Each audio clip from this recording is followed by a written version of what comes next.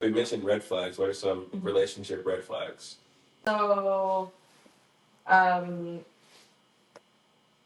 after my divorce, I was in a place where I didn't know how I felt about relationships. Like, I always knew I would still want one, but I didn't know how I would.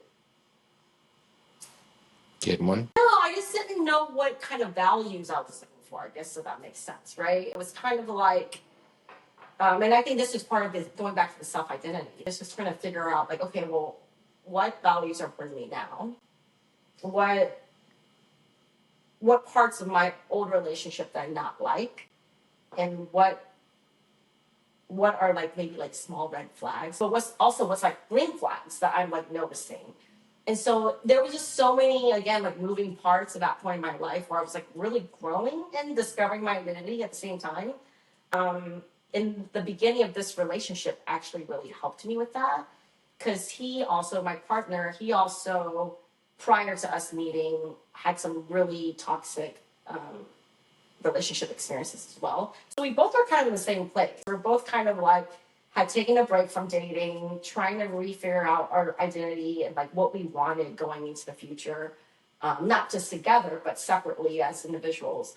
And so it kind of all fell into place beautifully in that moment of like self exploration, but also exploring what a relationship could look like and how I wanted to like find that basically. We mentioned red flags. What are some relationship red flags?